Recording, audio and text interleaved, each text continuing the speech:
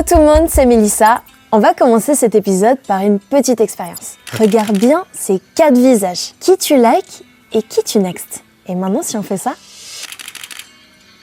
tu changes d'avis ou pas? D'après cette étude, il y a de grandes chances que vous soyez beaucoup à avoir changé votre match à cause de l'acné. La question maintenant que je me pose, c'est à quel point les boutons ça peut être repoussant et surtout pourquoi? Pour y répondre, on a imaginé l'expérience que je vous ai faite au tout début, mais à une plus grande échelle.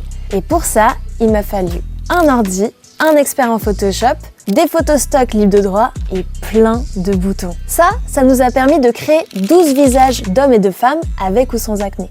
Par la suite, pour le tournage de cette expérience, j'ai eu besoin d'un réal aux cheveux roses, d'une Fort du Valais pour être sûre de trouver assez de monde et surtout beaucoup de patience. Oh là là, c'est quelle heure? Je sais même plus, je suis cuite. Je veux juste rentrer chez moi là. En tout, on a soumis nos 12 visages à 52 personnes, histoire d'être sûr d'avoir assez de données pour l'analyse. Et à ces gens, on leur a simplement demandé s'ils swipent plutôt positivement ou négativement. En gros, vous avez capté, c'est le principe des apps de rencontre, mais version pseudo-scientifique. Est-ce que ça pourrait être un visage attirant? Attirant, oui. Ouais. Franchement, ouais, hein. Bah lui, oui. Ouais, je valide, ouais. Validé. Ah, je valide. Ah, je sois pas droite quand même. C'est horrible. C'est horrible de faire ça. Il est trop chou aussi. Je pense qu'il pourrait me plaire. Tu valides? Je valide. Je trouve qu'il a un visage très charismatique. Non. Non plus. On doit être sincère dans ce qu'on dit. On doit être sincère, ouais. Non, non. Ok, lui, bof. Soyez pas gauche aussi. Son visage, c'est moyen, je suis pas fan. Ça te poserait problème là. Oui, c'est pas problème, mais On parle français hein, ici. Non? Pourquoi? Les boutons. elle me plairait, mais de nouveau, il y a cette acné qui perturbe un peu en fait. Ok. Je trouve qu'elle en a vraiment beaucoup, on dirait qu'elle prend pas trop soin d'elle ou quoi. C'est horrible, hein, mais il a de l'acné. Moi, je l'ai souffert aussi. Et toutes les années où j'ai eu de l'acné, j'ai pas été copain. En fait, t'as transposé ton vécu à Luca quoi. Voilà, donc en fait, c'est horrible parce que j'ai fait ce qu'on m'a infligé un peu. Mais voilà. Bah, c'est la règle du jeu. Ok. Voilà. On vient de terminer notre micro-trottoir, ça a duré des heures, j'ai même pas compté. Je sens qu'il y a une espèce de petite tendance qui se dessine et je me réjouis du coup de demain matin pour pouvoir analyser tous ces chiffres. Allez, on va dormir maintenant. Bon, maintenant si on analyse les résultats, même si c'est pas quelque chose de rédhibitoire pour certaines personnes, on remarque quand même que tous les visages qui avaient du succès sans acné, quand on leur rajoute des boutons, et ben en fait les courbes elles s'inversent. Et ça, que ce soit pour les visages de femmes ou d'hommes, il n'y a pas de grosse différence. Au total, on peut dire que nos 12 visages fictifs ont été matchés 159 fois sans acné, contre seulement 60 fois avec acné, soit presque 3 fois moins de chances d'être likés. Ok, bon ben les résultats sont clairs. La question maintenant c'est pourquoi? Pourquoi est-ce qu'on aurait presque 3 fois moins de chances d'avoir un match quand on a des boutons sur le visage? Je me demande si les films, les séries ou même les pubs, ils seraient pas pour quelque chose. Les pubs, elles partent souvent du principe que c'est un complexe de base. Ça peut pas être quelque chose de positif, que t'assumes dans la vie de tous les jours. Quand t'entends, en fait, les mots qui sont utilisés, c'est imperfection, défaut. Si on regarde celle-ci, par exemple... Un bouton, ce n'est jamais une bonne surprise, surtout au moment où il faut être la plus belle. Mais c'est choquant, ça. Celle-ci, elle me met mal à l'aise. Il y en a un, il est pointé du doigt. Et l'autre, genre, il y a des mains de femme qui parcourent son corps. Genre, il est adulé, en fait. Et on va juste faire une pause là-dessus. Mais sérieusement, qui se lave le visage comme ça? Il y a plus d'eau par terre que sur le visage, je suis désolée. Tu te laves le visage comme ça, toi? Non. Finalement, le discours est toujours à peu près le même, j'ai l'impression. Que tu sois une meuf ou un gars, t'auras moins de succès si t'as de l'acné sur le visage. La seule pub que j'ai trouvée et qui parle de l'acné un peu plus positivement, eh ben c'est celle-ci. Pour tous ceux qui t'ont traité comme si tu étais contagieux. Pour toutes ces nuits blanches. Pour toutes ces cicatrices. Et bizarrement, les commentaires sont désactivés sous la vidéo. Coïncidence? Je ne pense pas. Après, j'ai été regarder quand même du côté de YouTube et c'est à peu près pareil. Il n'y a qu'à voir le nombre interminable de tutos pour soigner ou cacher son acné. Enfin bref, dans la grande majorité des discours, les boutons, ça ne s'assume pas, ça se cache ou ça se traite. Après, j'ai été voir du côté des séries pour ados en me disant qu'il y aurait peut-être un peu plus de chances de tomber sur des personnages qui ont de l'acné et qui s'assument. Et vous remarquez pas un truc qui cloche? L'acné, ça toucherait 80% des adolescents dans le monde.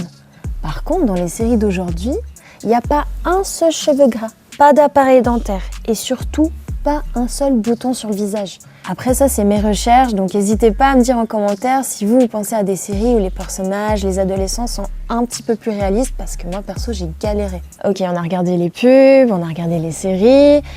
Vas-y, du côté du cinéma, ça te dit quoi? J'avais jamais tilté avant de faire cet épisode, mais est-ce que vous avez déjà fait attention au visage de certains personnages dans les films? Genre les méchants, ils ont souvent des problèmes de peau en fait. J'ai essayé de savoir pourquoi et apparemment j'étais pas la seule. Des chercheurs aux États-Unis ont montré en fait que notre cerveau faisait un faux lien entre problèmes de peau et moralité. C'est ce qu'on appelle un biais cognitif. En gros, les personnes qui ont un souci de peau donneraient l'impression d'être moins dignes de confiance, moins attirantes et moins heureuses que les personnes qui ont la peau nette. Bref, que des clichés bien sympathiques, hein. Qui vous rappellent pas ceux associés aux méchants dans les films? Je suis très fière de cette découverte. Je pense que la vraie question à se poser, c'est comment en tant que personne avec de l'acné, tu peux trouver des repères positifs quand les boutons, en fait, c'est quelque chose de stigmatisé et quand les personnages qui sont censés te représenter, te ressembler, ils te ressemblent même pas. Tout ça, ça a forcément un impact sur la confiance en soi au quotidien. C'est sûr. Pour cette partie, je vous propose une deuxième expérience. On a réuni 4 abonnés, 4 expériences différentes avec l'acné qu'on va aborder en 4 étapes. En général, les boutons, c'est la première chose qu'on voit sur le visage d'une personne, mais ici, ça sera la dernière. On va commencer par la première étape, à quel point le regard des autres, ça peut être pesant quand on a de l'acné. Je dirais que le regard des autres, il est tout le temps présent. Souvent, quand je sors démaquillée avec ma famille, je m'excuse auprès d'eux qui doivent être assimilés à moi, enfin à ma peau. J'ai l'impression que c'est la première chose qu'on voit chez moi. Du coup, quand je parle à une nouvelle personne comme ça, j'ai l'impression que c'est comme si je devais prouver que je suis plus que ce qu'on voit directement sur mon visage avec l'acné pour pas que les gens m'associent que à ça. Typiquement, dès que je rencontre quelqu'un, je vais toujours essayer de garder une certaine distance parce que je me dis que si la personne s'approche trop de moi, c'est impossible qu'elle ait envie d'être même amie avec moi. Est-ce que l'école, c'est plus difficile quand on a de l'acné? Oui. L'école, c'est extrêmement difficile quand on a de l'acné. J'ai été harcelée pendant 4 ans. Chaque jour, je recevais des moqueries, des noms, comme par exemple « Isabelle, ton visage, on dirait une râpe. T'as pas été à la douche? Ton visage, il est hyper gras. » Ouais, t'as pour en dire une calculette. Tes boutons, on pourrait les éclater à n'importe quel moment. Ouais, tu vas finir seule toute ta vie, tu vas jamais trouver une copine. Si je vois que j'ai des gros boutons qui ont poussé, je vais pas y aller. Je reste chez moi. Souvent, je rate des cours en fait pour pas devoir me montrer à mes camarades de classe. Bon, maintenant, on va passer à l'étape 2. À quel point l'acné, ça impacte le quotidien? Ça impacte mon quotidien tout le temps.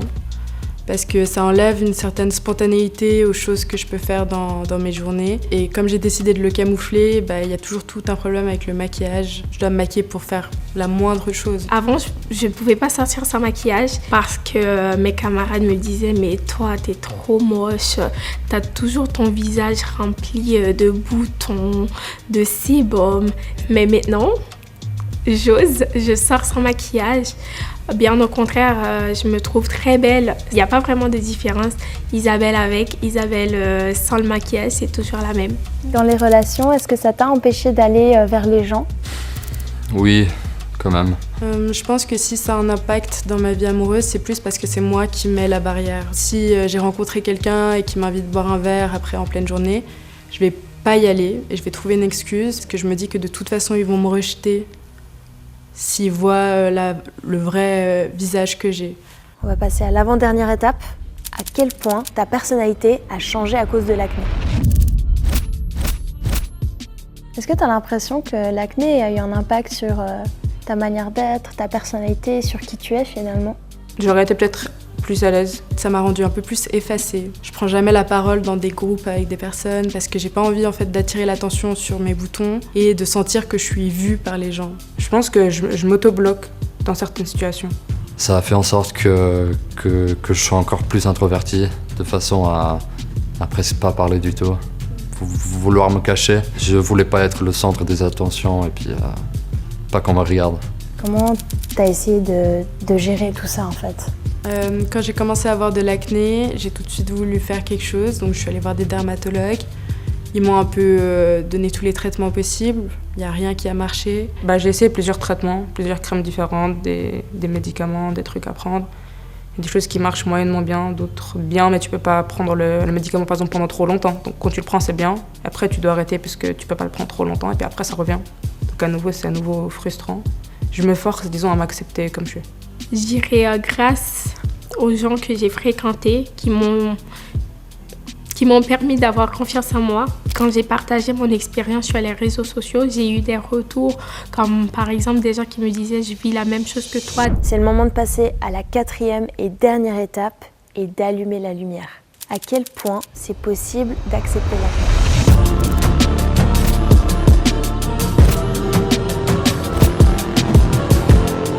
Aujourd'hui, tu l'acceptes? Oui, j'accepte pleinement mon acné. Aujourd'hui, je l'ai accepté. Je pense que je l'accepte parce que, au final, ça fait partie de moi. Aujourd'hui, je dirais que je l'accepte pas puisque j'ai quand même décidé de prendre le traitement Roaccutane qui est très agressif. J'ai essayé de l'accepter pendant 5 ans, mais ça n'a jamais été possible pour moi. Et du coup, ça me fait un peu de la peine de savoir que je ne m'accepte pas comme je suis. Si tu pouvais revenir un petit peu dans le passé et te donner un conseil, ça serait quoi? Fonce, gars. Vas-y. Ouais, t'es plus que ça. T'as pas que de l'acné. Si je pouvais rencontrer Isabelle qui pleurait chaque jour, qui séchait les cours, qui a tenté de se suicider à maintes reprises parce qu'elle ne supportait pas les moqueries, je dirais à Isabelle, l'important c'est de s'aimer. Si vraiment tu veux changer quelque chose en toi, fais-le pour toi. Est-ce que aujourd'hui tu pourrais dire que tu te trouves belle? Dépendant des jours. Ça peut être le cas. Si on devait conclure cette vidéo, je sais pas vous, mais moi perso, j'ai l'impression qu'on est tellement matrixé aujourd'hui par les filtres, les visages photoshopés, qu'on n'a plus vraiment l'habitude de voir un visage, une peau pâlisse en fait. Après, ce qui est cool, c'est que j'ai l'impression qu'il y a une espèce d'évolution positive par rapport à ça. Typiquement, je suis tombée sur plein de comptes Instagram et TikTok qui encouragent les gens à assumer leur visage au naturel pour justement, d'un côté, normaliser l'acné dans l'espace public, mais aussi montrer qu'il peut exister en fait différentes formes de beauté du visage. Et ça, c'est cool. Là, je vais vous poser une question et vous me répondrez en commentaire. Je me demande si des grosses stars comme Billie Eilish ou encore Harry Styles commençaient en fait à promouvoir l'acné comme quelque chose de sexy ou de socialement accepté. Est-ce que ça le deviendrait vraiment? N'oubliez pas de vous abonner à la chaîne de Tataki et de liker et de partager cette vidéo. Ça permet en fait de continuer à vous proposer des épisodes. Moi, je vous donne rendez-vous dans quelques semaines. Allez, à bientôt les amis. Ciao!